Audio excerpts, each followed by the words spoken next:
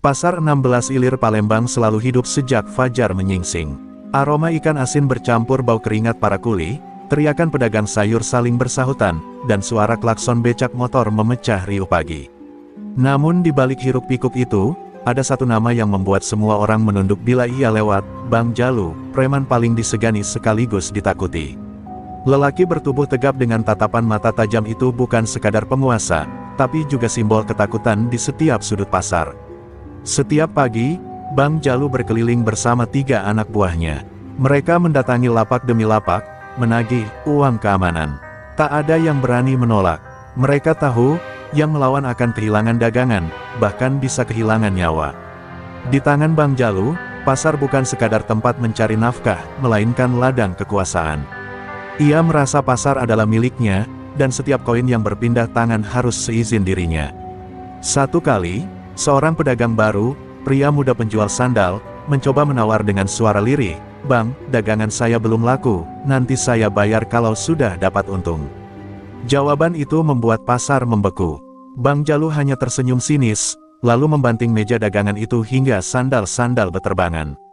"Untung itu urusan belakangan. Di sini, aman dulu baru cari makan," katanya garang. Semua pedagang menunduk, pura-pura sibuk, agar tidak menarik perhatian. Namun di balik keangkuhan itu, Jalu menyimpan masa lalu yang suram. Ia tumbuh di lorong-lorong sempit di pinggiran Sungai Musi, anak yatim yang dipaksa bertahan hidup sejak kecil. Pukulan dan hinaan menjadi teman sehari-hari, hingga akhirnya ia belajar bahwa dunia hanya menghormati orang yang ditakuti. Dari situlah ia membangun reputasinya, dengan darah dan kekerasan. Siang itu, di bawah panas terik yang membakar, Bang Jalu duduk di warung kopi depan pasar. Tangannya menggenggam rokok kretek, matanya mengawasi setiap pedagang seperti raja di atas singgasananya. Beberapa orang lewat dengan tergesa, menunduk dalam-dalam. Anak buahnya melapor bahwa ada pedagang baru yang belum membayar iuran. Jalu hanya mengangkat alis dan meneguk kopinya pelan. "Siapa dia?" tanyanya datar. "Katanya perempuan, jual bubur di pojok timur, Bang," jawab anak buahnya. Jalu tertawa pendek. "Perempuan berani buka lapak di daerah gua tanpa izin. Heh, menarik." Dalam hati kecilnya, ada rasa penasaran aneh. Biasanya pedagang baru akan datang menghampirinya, menawarkan uang jaminan, agar aman. Tapi yang satu ini tidak. Seolah-olah tak peduli pada namanya yang menggetarkan pasar. Ia menyalakan rokok lagi, asap mengepul di antara senyum tipisnya. "Besok pagi, kita sambangi dia. Biar tahu siapa yang punya tempat ini," katanya dingin. Anak buahnya hanya mengangguk, tahu betul apa artinya kalimat itu, ancaman. Malam pun turun, tapi pasar 16 Ilir belum sepenuhnya tidur. Suara derit gerobak dan langkah kuli malam masih terdengar samar di antara gemericik hujan ringan. Di sebuah sudut gelap, Jalu berdiri menatap ke arah lapak baru itu dari kejauhan. Di bawah sinar lampu redup, ia melihat sosok perempuan sedang menutup gerobak buburnya. Gerakannya tenang, bahkan anggun. Aneh, tidak ada rasa takut sedikit pun terpancar dari wajahnya. Sejenak Jalu terpaku, lalu menggelengkan kepala, menepis kegelisahan yang entah dari mana datangnya. Sebelum beranjak, angin malam berembus lembut membawa aroma wangi bunga melati dari arah lapak perempuan itu. Bulu kuduk Jalu berdiri tanpa sebab. Ia menatap langit yang diselimuti mendung dan berbisik pelan, "Kau siapa, sebenarnya?"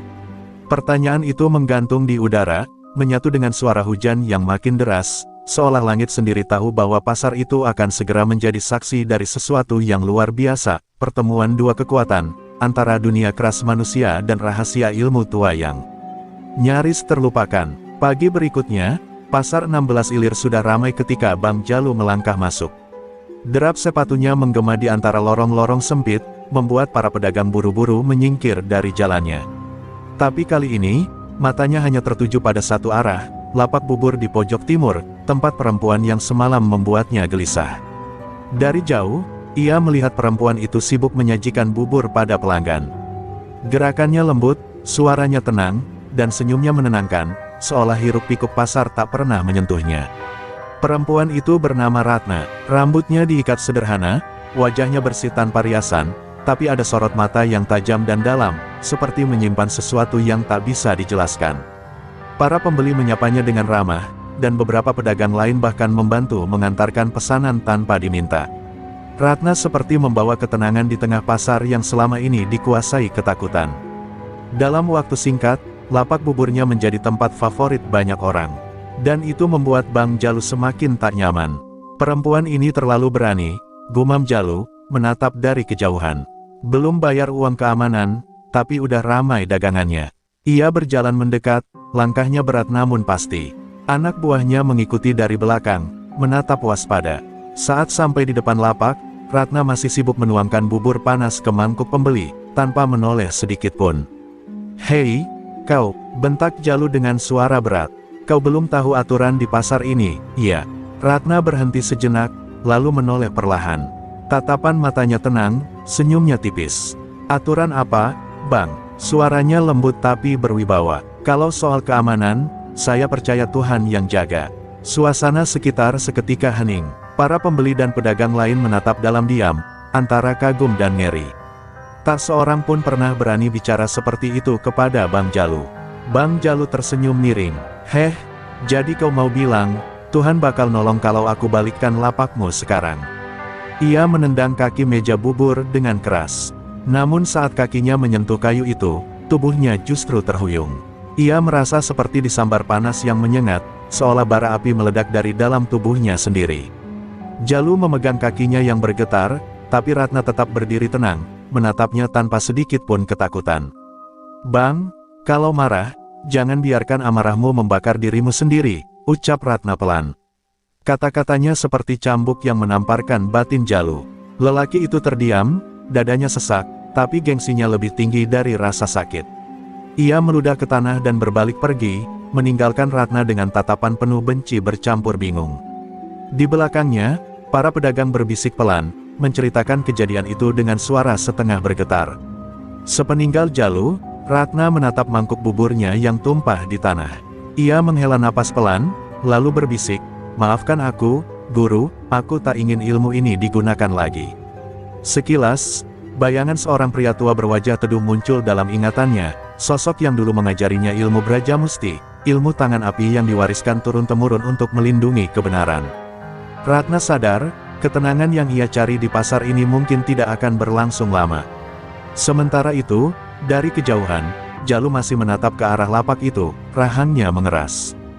Dalam hatinya tumbuh campuran rasa takut dan penasaran yang belum pernah ia rasakan sebelumnya. Perempuan itu, bukan orang biasa, gumamnya. Dan entah kenapa, untuk pertama kalinya dalam hidupnya, Bang Jalu merasa kalah, bukan oleh pukulan, tapi oleh tatapan seorang perempuan. Keesokan paginya, langit Palembang mendung. Udara lembab membawa aroma tanah dan air sungai. Pasar 16 Ilir tetap ramai seperti biasa, tapi ada ketegangan samar di antara para pedagang.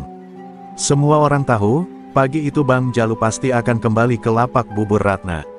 Dan, benar saja, derap sepatunya yang berat kembali terdengar, disertai suara logam rantai sabuknya yang beradu, tanda kemarahan yang belum padam. Wajah Jalu tampak lebih keras dari biasanya, matanya menyala seperti bara. Ratna sudah berdiri di balik gerobaknya, mengenakan selendang lusuh di bahunya. Ia tahu kedatangan Jalu, tapi tidak sedikit pun tampak gentar. Tangannya tetap menyiapkan bubur, gerakannya tenang seperti air yang mengalir. Sementara itu, orang-orang mulai menjauh, pura-pura sibuk dengan dagangan masing-masing. Bahkan kuli angkut pun berhenti sejenak, menatap dari kejauhan. Mereka tahu, sebentar lagi pasar akan menjadi saksi sesuatu yang tidak biasa. Bang Jalu berhenti tepat di depan lapak Ratna. "Kau pikir aku main-main kemarin?" Suaranya menggelegar. "Pasar ini punya aturan. Semua yang dagang harus bayar." "Paham." Ratna menatapnya dalam diam, lalu tersenyum kecil. "Kalau yang Bang maksud aturan itu untuk keamanan, saya tak keberatan membantu orang yang benar-benar menjaga pasar. Tapi kalau untuk menindas, saya tak bisa ikut." Kalimat itu terdengar lembut, tapi bagi Jalu, terasa seperti ejekan yang menelanjangi harga dirinya. "Mulutmu manis, tapi tak tahu tempat," ujar Jalu sambil meraih wadah kaleng tempat Ratna menyimpan uang hasil jualannya. Namun saat tangannya menyentuh kaleng itu, tubuhnya kaku. Matanya melebar, seolah aliran listrik menyambar dari logam itu, menjalar hingga ke dadanya. Kaleng itu terlepas, jatuh berdering di tanah. Jalu memegangi tangannya yang bergetar hebat, sementara Ratna hanya menatapnya tenang, seperti ibu menatap anak kecil yang keras kepala. Ratna lalu berkata pelan, "Bang Jalu, kekuatan itu bukan soal siapa yang bisa memukul lebih keras, tapi siapa yang bisa menahan amarahnya." Kata-kata itu membuat suasana pasar seolah membeku. Tak ada suara selain deru napas Jalu yang berat. Beberapa pedagang mengintip dari balik tumpukan barang, sebagian bahkan berbisik takut. Mereka tak tahu siapa Ratna sebenarnya, tapi jelas ia bukan perempuan biasa. Dalam hatinya, Jalu bergolak. Ia tak percaya dengan apa yang baru terjadi. Ia, penguasa pasar yang selama ini tak tersentuh, justru dibuat lemah oleh perempuan penjual bubur. Rasa malu bercampur marah menyesakkan dadanya. "Jangan pikir kau bisa seenaknya di sini. Aku belum selesai," teriaknya sebelum berbalik pergi dengan langkah berat, menyembunyikan tangan yang masih gemetar. Ratna hanya menunduk, wajahnya sedih, bukan karena takut, tapi karena tahu pertempuran yang lebih besar baru saja dimulai.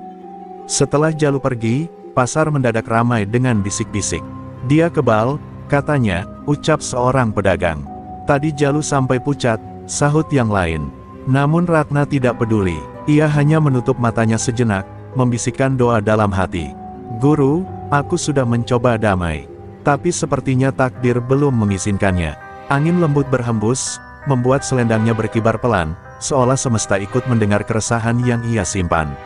Sementara itu, di ujung pasar, Bang Jalu berjalan gontai menuju warung kopi langganannya. Setiap langkah terasa berat, bukan karena sakit di tangannya, tapi karena gengsi yang terkoyak. Ia duduk diam, menatap tangan yang masih terasa panas, lalu menggenggamnya erat. "Perempuan itu, pakai apa, sebenarnya?" bisiknya pelan. Dalam tatapan matanya yang redup, tersimpan tekad baru, ia akan mencari tahu siapa Ratna sebenarnya, meski harus menggali rahasia kelam yang tersembunyi di balik senyumnya. Sejak insiden di lapak bubur itu, pasar 16 Ilir mendadak berubah. Suasana yang dulu dipenuhi ketakutan kini terasa lebih tenang. Para pedagang tersenyum lega setiap kali Bang Jalu tidak terlihat keliling. Namun bagi Jalu sendiri, hari-hari berikutnya menjadi siksaan. Tangan kanannya yang dulu kuat memukul kini sering bergetar tanpa sebab. Kadang panas seperti terbakar, kadang terasa dingin seperti es. Malam-malamnya dihantui mimpi aneh, bayangan Ratna berdiri di tengah api, memandangnya dengan tatapan tajam yang membuatnya terbangun dengan keringat dingin. Di warung kopi tempat biasa ia duduk, Jalu kini lebih sering diam. Anak buahnya, Togar dan Beni, hanya bisa saling pandang, tak berani menegur. Mereka tahu, ada yang berubah dalam diri bos mereka. "Bang, mungkin perempuan itu pakai susuk atau guna-guna," bisik Beni suatu pagi. "Saya tahu orang pintar yang bisa netralin begituan." Jalu hanya menatap kosong ke arah pasar, mengabaikan kata-kata itu. Dalam hatinya, ia malu mengakui bahwa untuk pertama kalinya, ia merasa takut. Suatu malam, ia mencoba memukul karung pasir di rumahnya, latihan lama untuk melatih kekuatan tangan. Tapi baru satu pukulan, rasa panas menjalar dari jari ke bahu. Ia berteriak, membanting karung itu hingga robek. Tangannya memerah, urat-uratnya menonjol, seolah darahnya sendiri menolak kekerasan. Ia terduduk, napas tersengal. Dalam gelap, hanya suara desis angin dari sungai Musi yang terdengar, membawa aroma lembab dan getir. "Apa yang telah kau lakukan padaku, perempuan itu?" gumamnya lirih, nyaris seperti doa putus asa. Di sisi lain, Ratna tetap berjualan seperti biasa. Namun jauh di balik senyum lembutnya, ia menyimpan rasa bersalah. Ia tahu ajian Braja Musti tak seharusnya digunakan untuk menyakiti, bahkan jika itu untuk membela diri. Setiap malam, ia menyalakan dupa dan duduk bersila, berdoa memohon ampun kepada arwah gurunya, Guru Sastro, yang dulu menanamkan satu pesan sakral, ilmu ini bukan untuk melawan manusia, Ratna, tapi untuk melindungi kemanusiaan dalam dirimu sendiri. Ratna menggenggam tangannya yang masih terasa hangat, seolah ajian itu hidup dan bernapas di dalam tubuhnya. Namun kedamaian itu tak berlangsung lama. Beberapa pedagang yang iri dengan popularitas Ratna mulai menyebar desas-desus. Ada yang bilang buburnya dicampur mantra, ada yang mengatakan ia pemuja ilmu hitam. Gosip itu cepat menyebar, dan sebagian pedagang mulai menjauh, takut tanpa alasan. Ratna hanya bisa tersenyum pahit, ia tahu, cahaya selalu mengundang bayangan. Tapi jauh di lubuk hatinya, ia merasakan badai sedang mendekat. Bang Jalu mendengar rumor itu juga. Dalam pikirannya yang gelap, rasa malu dan dendam bercampur jadi satu. Ia mulai meyakinkan diri bahwa Ratna bukan perempuan suci seperti yang orang pikirkan. Kalau benar dia pakai ilmu, aku akan buktikan. Aku, Bang Jalu, gak akan kalah sama dukun pasar, katanya dengan mata menyala. Ia mulai mencari orang-orang pintar di pelosok Palembang, berharap ada yang bisa menjelaskan apa yang sebenarnya terjadi padanya. Sementara malam kembali turun di atas pasar tua itu, dua jiwa berbeda, satu terbakar amarah, satu berdoa dalam diam, sama-sama gelisah di tempatnya masing-masing. Ratna menatap langit dari jendela kontrakannya yang kecil, sementara Jalu menatap bayangannya di cermin, mencoba memahami rasa sakit yang tak bisa dilihat mata. Dan di antara mereka, nasib seakan sedang menenun benang takdir yang makin tegang, siap memutus kapan saja. Hari-hari berlalu, namun rasa panas di tangan Bang Jalu tak juga hilang. Ia sudah mendatangi dua dukun dan seorang ustaz, tapi tak satu pun bisa memberi penjelasan yang memuaskan. Semuanya hanya mengatakan hal yang sama, tubuhmu tersentuh energi besar, Bang. Itu bukan guna-guna, itu getaran dari kekuatan lama. Kata-kata itu membuat Jalu gelisah. Ia tidak percaya pada hal mistis, tapi rasa sakit itu nyata. Setiap kali ia mencoba marah, tangannya seperti terbakar dari dalam. Seolah tubuhnya sendiri menolak kekerasan. Suatu pagi, saat Jalu berjalan di tepi pasar dengan langkah berat, seorang lelaki tua memanggilnya pelan. Jalu, masih keras kepala. Rupanya, kata suara itu. Jalu menoleh dan tertegun. Lelaki itu adalah Pak Danu, pedagang kelontong tertua di pasar, yang dikenal bijak dan disegani. Wajahnya keriput tapi sorot matanya tajam. Aku tahu apa yang sedang kau rasakan, ucap Pak Danu lirih. Dan aku tahu siapa perempuan yang kau tantang itu. Jalu mengernyit, tak sabar. Siapa dia, Pak? Dukun, penyihir, tanyanya ketus. Pak Danu tersenyum tipis. Dia cucu dari orang yang dulu bahkan preman seperti kau pun tak berani menyebut namanya, Guru Sastro, pemilik ajian Brajamusti. Nama itu menggema di kepala Jalu seperti petir yang meledak di langit malam. Ia pernah mendengar cerita itu dari orang-orang tua di kampungnya dulu. Brajamusti, ajian tangan petir, ilmu kebal yang hanya digunakan untuk menegakkan keadilan. Orang yang menguasainya bisa menumbangkan lawan tanpa menyentuhnya, hanya dengan tenaga dalam yang membakar dari ujung jari. Dulu ia menganggap itu legenda. Kini, tubuhnya sendiri menjadi bukti bahwa legenda itu nyata. Jadi, perempuan itu pewarisnya. Gumamnya pelan, suaranya bergetar oleh campuran takut dan kagum. Pak Danu menatap jauh ke arah lapak bubur yang mulai ramai. Ratna bukan orang yang suka mencari masalah. Dia kesini bukan untuk melawan siapapun. Dia hanya ingin hidup tenang. Tapi jika kau terus mengusik kedamaian, Jalu, ilmu itu akan bangkit lagi, dan kali ini, mungkin tak akan sekadar membuat tanganmu panas. Kata-kata itu diucapkan tenang, tapi menggigit. Bang Jalu terdiam, rahangnya menegang, menahan rasa malu yang bercampur marah. Bukan hanya kepada Ratna, tapi juga kepada dirinya sendiri. Sementara itu, Ratna di lapaknya bisa merasakan sesuatu berubah. Energi di sekitar pasar terasa berat, seolah ada niat jahat yang mulai tumbuh. Ia menatap gerobak buburnya yang mulai ramai pembeli, tapi hatinya tak tenang.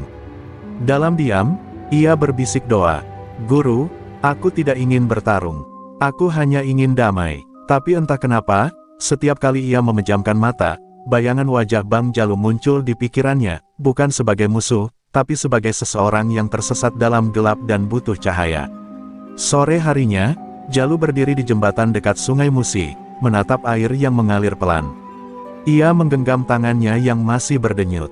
Dalam hatinya berkecamuk dua suara, satu memerintah untuk menghancurkan Ratna agar wibawanya kembali, satu lagi berbisik lembut agar ia berhenti sebelum semua terlambat. Tapi Jalu bukan tipe yang mudah menyerah. Ia menatap matahari yang tenggelam dan berbisik pada dirinya sendiri, kalau benar dia pewaris ilmu itu, gua bakal cari cara buat ngalahin dia. Gua gak mau hidup dengan rasa takut. Di langit barat, awan gelap menggumpal, disertai kilatan petir yang menyambar jauh di ujung sungai. Orang-orang bilang itu pertanda hujan akan turun, tapi entah kenapa, bagi Jalu, itu terasa seperti peringatan. Ia berjalan kembali ke pasar, langkahnya berat namun penuh tekad. Di kejauhan, Ratna menutup lapaknya dan menatap langit yang sama, merasakan sesuatu bergetar di dadanya. Dua jiwa itu seolah diikat oleh takdir yang sama, dan malam itu, Palembang seakan menahan napas, menunggu badai yang akan segera pecah. Langit Palembang sore itu berubah kelam. Awan hitam menggantung rendah, menutupi matahari yang perlahan tenggelam di balik Sungai Musi. Suara guntur menggelegar, disusul hujan deras yang tiba-tiba mengguyur pasar 16 Ilir. Para pedagang bergegas menutup lapak mereka, berlarian sambil membawa terpal dan dagangan. Tapi di satu sudut pasar yang mulai sepi, dua sosok tetap berdiri, Bang Jalu dan Ratna, saling menatap di bawah derasnya hujan, tanpa sepatah kata pun. Air mengalir di wajah mereka, namun tatapan mata keduanya lebih tajam dari kilat yang menyambar langit. Bang Jalu datang tanpa anak buah. Wajahnya keras, tapi sorot matanya menyimpan luka yang dalam. Kau bangga? Iya, bikin orang kayak aku kelihatan lemah di depan semua orang, katanya serak, suaranya tertelan gemuruh hujan. Ratna tak menjawab, ia hanya menunduk sedikit, menatap tanah yang tergenang air.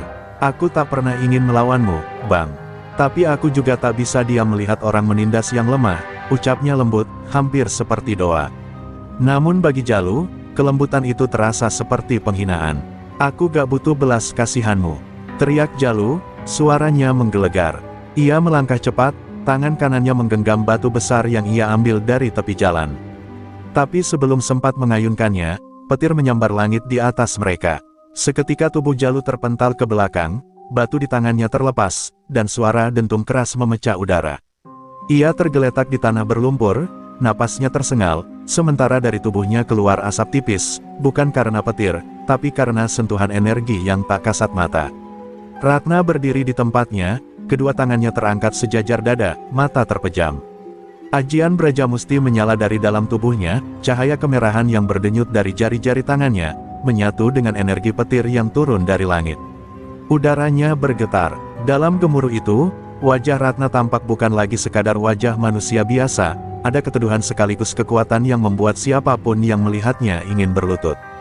Hujan seakan berhenti di sekitar tubuhnya, membentuk lingkaran kecil yang kering di tengah badai. Jalu berusaha bangkit, tubuhnya bergetar, tapi matanya menatap Ratna penuh amarah. Kau pikir aku takut sama ilmu gila itu? Teriaknya, meski suaranya nyaris tak terdengar di antara deru hujan. Ratna menatapnya dengan sorot penuh iba. Aku tak ingin menyakitimu, Jalu. Tapi kalau kau terus memaksa, kau akan melawan sesuatu yang bukan lagi manusia. Ucapannya membuat bulu kuduk siapapun yang mendengarnya berdiri. Dan entah kenapa, di mata Jalu sendiri, ada kilatan air mata, bukan karena takut, tapi karena rasa hancur yang tak ia pahami.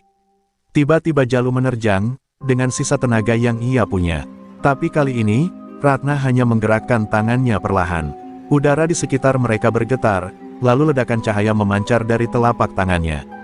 Jalu terpental lagi, namun sebelum tubuhnya jatuh menghantam tanah, Ratna menangkapnya dengan tenaga dalam, membuatnya melayang perlahan sebelum tersungkur lembut. Hujan terus turun deras, dan dalam keheningan itu, Ratna berlutut di samping Jalu yang kini tergeletak lemah. Kau bukan orang jahat, Jalu. Kau hanya tersesat, bisiknya dengan suara yang nyaris tak terdengar. Jalu membuka matanya pelan. Ia menatap wajah Ratna di bawah derasnya hujan. Untuk pertama kalinya dalam hidupnya, ia melihat seseorang yang memandangnya bukan dengan takut, tapi dengan kasih. Kenapa, kau gak bunuh aja aku? Ucapnya lirih, nyaris tercekik oleh isak yang tertahan. Ratna menatapnya lembut, karena ilmu ini bukan untuk membunuh, tapi untuk menyadarkan. Ia lalu meletakkan telapak tangannya di dada Jalu. Sinar lembut memancar dari tangannya, meresap ke tubuh lelaki itu, membawa kehangatan yang menenangkan. Dan di tengah derasnya hujan Palembang malam itu, dua sosok yang dulu berseberangan kini terikat oleh nasib yang sama. Jalu menunduk, air matanya bercampur air hujan, sementara Ratna memandang langit yang perlahan terang di ufuk barat. Kilatan petir terakhir menyambar jauh di kejauhan, bukan sebagai ancaman, tapi sebagai tanda bahwa badai baru saja reda, meninggalkan sunyi yang menyimpan janji, kisah mereka belum berakhir. Beberapa hari telah berlalu sejak pertarungan di tengah hujan itu. Pasar 16 Ilir kembali hidup seperti biasa, seolah tak pernah terjadi apa-apa. Tapi di antara hiruk-pikuk pedagang, bisik-bisik tentang Ratna si penjual bubur sakti mulai tersebar luas. Ada yang bilang ia punya pelindung gaib, ada pula yang percaya ia keturunan pendekar tua dari Bukit Sikuntang. Namun di balik cerita-cerita itu, Bang Jalu tak lagi terlihat. Orang-orang mengatakan ia terluka parah, bahkan ada yang menyebut ia pergi ke hutan mencari guru ilmu hitam untuk membalas Ratna. Di sebuah gubuk tua di pinggiran Sungai Musi, Jalu duduk bersandar di dinding bambu, tubuhnya masih lemah. Luka di dadanya belum sembuh, tapi yang lebih parah adalah luka di hatinya. Aku dipermalukan oleh perempuan, gumamnya dengan suara parau. Di hadapannya, sebuah lilin kecil menyala redup, sementara asap dupa menebar aroma pahit. Dari balik kegelapan, muncullah sosok lelaki tua berjubah hitam, Ki Buncit, dukun yang terkenal kejam dan haus kekuasaan.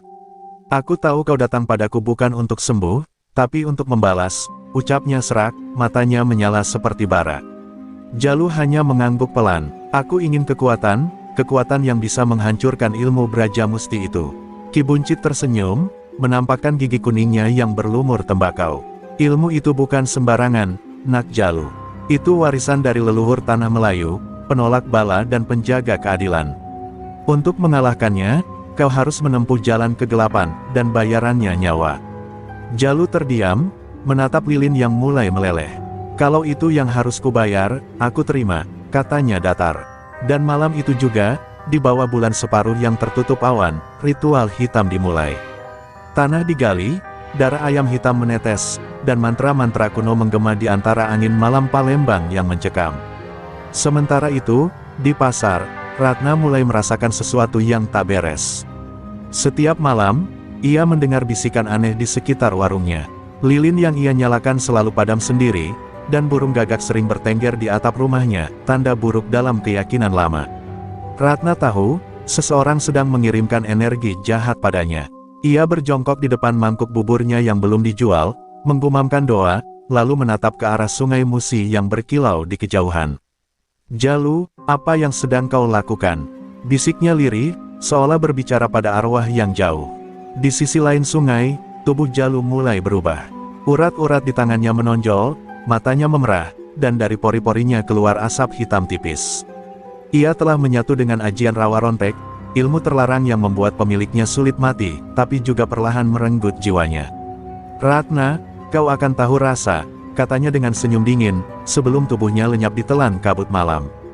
Di kejauhan, gonggongan anjing bersahutan, tanda ada sesuatu yang tak wajar melintasi dunia manusia.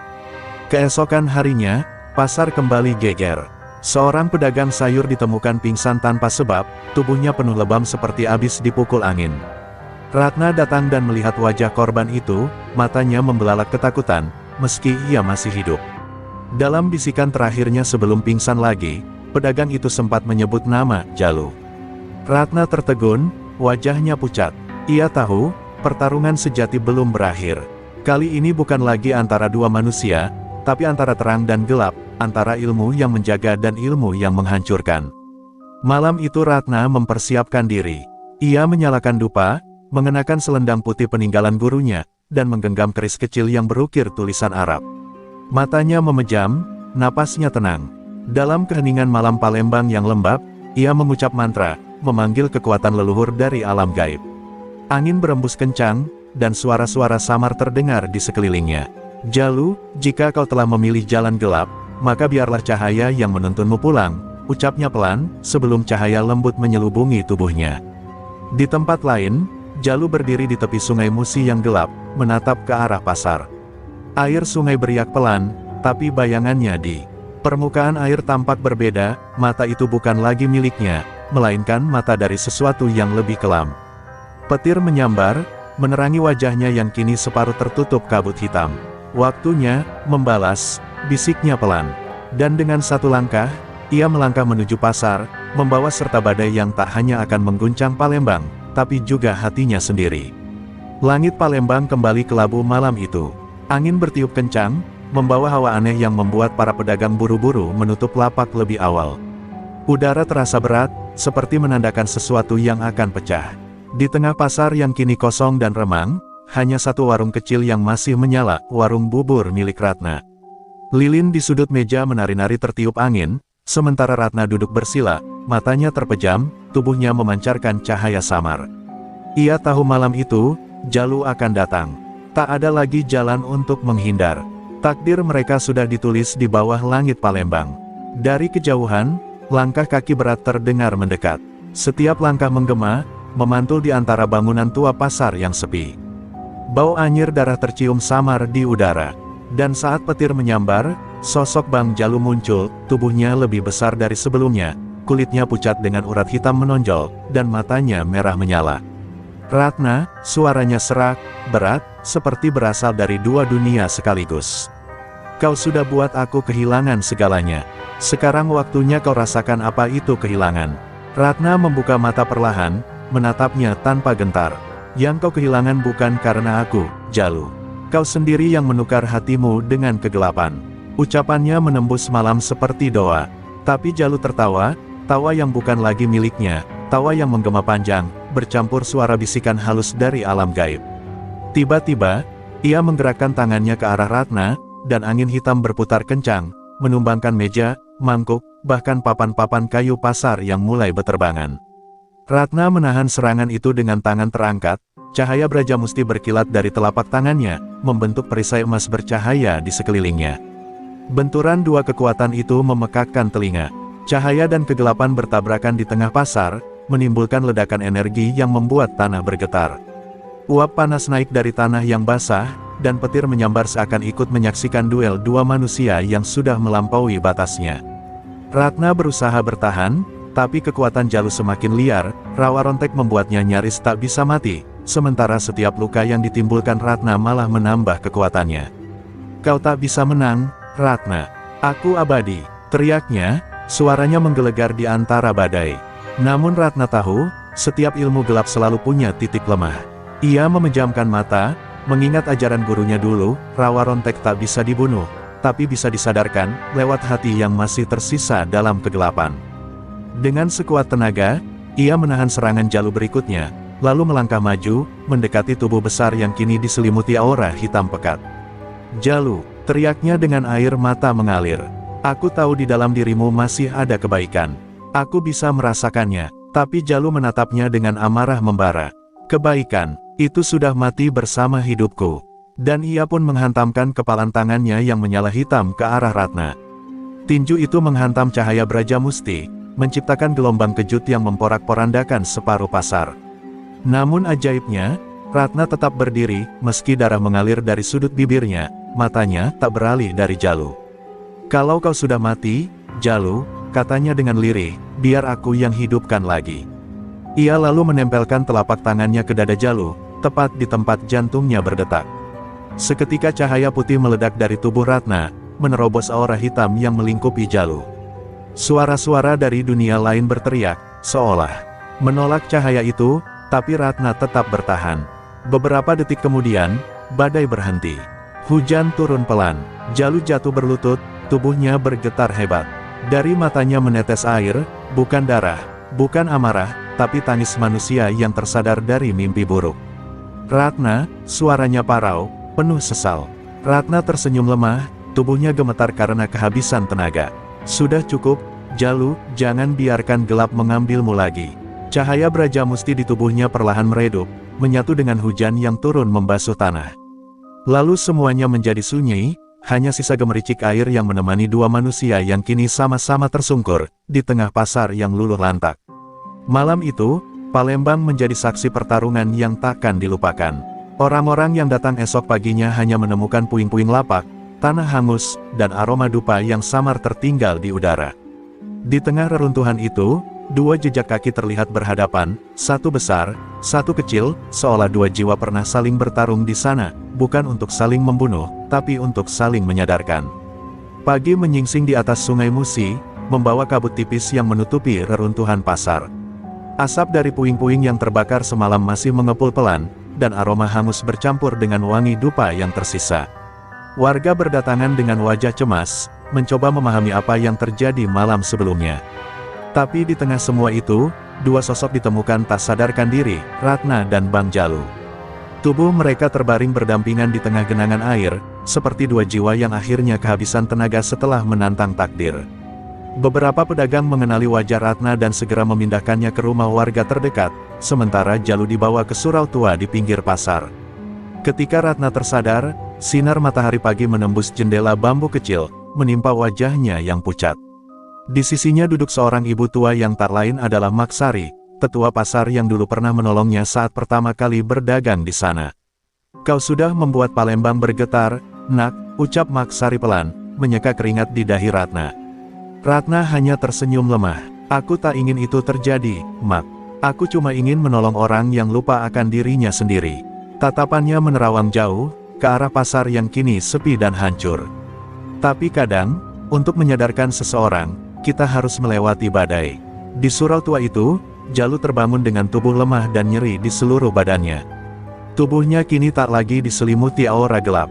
Matanya sayu, dan dalam pandangan kaburnya ia melihat ustaz tua duduk di sampingnya, membaca ayat-ayat suci dengan suara lembut. Kau sudah jauh tersesat, Nak Jalu, ucap sang ustaz. Tapi Tuhan tak pernah menutup pintu tobat, bahkan untuk orang sekeras batu sekalipun. Air mata mengalir dari mata Jalu tanpa ia sadari. Untuk pertama kalinya, dada yang selama ini dipenuhi amarah kini terasa kosong, tapi juga ringan. Aku ingin berhenti. Aku lelah, katanya lirih, nyaris seperti anak kecil yang kehilangan arah. Hari-hari berikutnya, Jalu tak lagi ke pasar. Ia memilih tinggal di surau, membantu membersihkan halaman, menimba air, dan belajar mengaji dari ustaz yang menolongnya. Wajah kerasnya kini berubah, tenang dan pasrah. Namun di lubuk hatinya, ia masih merasa bersalah atas semua yang telah ia lakukan. Setiap malam ia berdoa, memohon ampun atas dosa-dosanya, terutama pada Ratna, perempuan yang dulu ia sakiti, tapi justru menolongnya tanpa pamrih. Dalam setiap hembus napas, nama Ratna selalu hadir, menjadi pengingat betapa gelapnya hati bisa menyesatkan manusia. Sementara itu, Ratna mulai kembali berdagang, meski dengan kondisi pasar yang belum pulih sepenuhnya. Banyak pedagang yang kini menghormatinya, bahkan ada yang datang hanya untuk meminta doa atau air dari tangannya. Namun Ratna menolak, disebut sakti. Aku hanya manusia, katanya lembut, yang diberi sedikit cahaya agar bisa menerangi sekitarnya. Tapi di balik senyum itu, Ratna menyimpan kegelisahan. Ia tahu Jalu masih hidup, dan entah kenapa, ia ingin melihat apakah lelaki itu benar-benar berubah atau masih terperangkap dalam bayangan masa lalunya. Suatu sore, saat matahari mulai condong ke barat, Ratna berjalan ke arah surau tua di pinggir Sungai Musi. Langkahnya pelan, membawa beban yang tak ringan. Dari kejauhan ia melihat Jalu sedang duduk di beranda surau, menatap sungai dengan tatapan damai. Rambutnya kini lebih pendek, wajahnya bersih, dan tubuhnya tampak kurus, tapi ada cahaya baru dalam sorot matanya. Saat Ratna mendekat, Jalu berdiri dengan gugup. Ratna, ucapnya lirih, aku tak pantas kau temui lagi. Ratna tersenyum tipis. Semua orang pantas mendapatkan kesempatan kedua, Jalu. Bahkan orang sepertimu. Hening menyelimuti mereka, hanya suara air sungai yang mengalir lembut di bawah jembatan kayu tua. Ratna menatapnya lama, lalu berkata pelan, aku sudah maafkan kau. Tapi maafku tak berarti apa-apa kalau kau belum memaafkan dirimu sendiri. Jalu menunduk, bahunya bergetar. Air mata jatuh di telapak tangannya yang dulu sering memukul, merampas, dan melukai. Kini tangan itu hanya bisa bergetar karena penyesalan. Aku akan menebus semuanya, Ratna. Dengan hidupku, dengan setiap amal yang bisa kulakukan. Ratna mengangguk pelan. Itu sudah cukup, Jalu. Tuhan tahu isi hati manusia. Sore itu, matahari tenggelam di ufuk Musi, menciptakan kilau emas di permukaan air. Dua sosok itu berdiri berdampingan tanpa kata, tapi dalam diam mereka tahu, pertarungan mereka telah selesai. Bukan dengan kematian, melainkan dengan kesadaran. Dan bagi Palembang, malam itu adalah malam tenang pertama setelah badai panjang. Di langit barat, awan mulai memudar, menyisakan cahaya lembut seolah memberi restu bagi dua jiwa yang akhirnya menemukan jalan pulang. Hari itu, langit Palembang tampak cerah seperti tak pernah ada badai. Pasar 16 Ilir perlahan hidup kembali, pedagang mulai membuka lapak, suara tawa anak-anak kembali terdengar, dan aroma bubur hangat dari warung Ratna menyebar ke seluruh sudut pasar. Orang-orang datang bukan hanya untuk membeli, tapi juga untuk sekadar menatap Ratna dengan kagum, perempuan yang pernah mengguncang pasar dengan cahaya ajian dan ketulusan hatinya. Namun di balik senyumnya, Ratna menyadari sesuatu, hidupnya kini tak lagi sama. Ada bagian dari jiwanya yang selalu tertinggal di malam hujan itu, malam ketika ia melawan Jalu bukan sebagai musuh, tapi sebagai sesama manusia yang sedang tersesat. Sementara itu, di tepi Sungai Musi, Jalu menjalani hari-harinya dalam diam. Ia tak lagi dikenal sebagai preman pasar, tapi sebagai Bang Jalu si penimba air, lelaki yang membantu siapapun tanpa pamrih. Ia sering terlihat menolong anak-anak yang jatuh di dermaga, memperbaiki perahu nelayan, atau sekadar duduk di surau membantu ustaz membersihkan halaman. Setiap sore, ia memandangi matahari terbenam di atas sungai, memikirkan dosa-dosa yang tak mungkin sepenuhnya terhapus, tapi perlahan diterima oleh hatinya sendiri. Dan di balik ketenangan itu, ia menyimpan niat untuk mengucapkan terima kasih terakhir pada Ratna, perempuan yang telah menyelamatkannya dari kegelapan.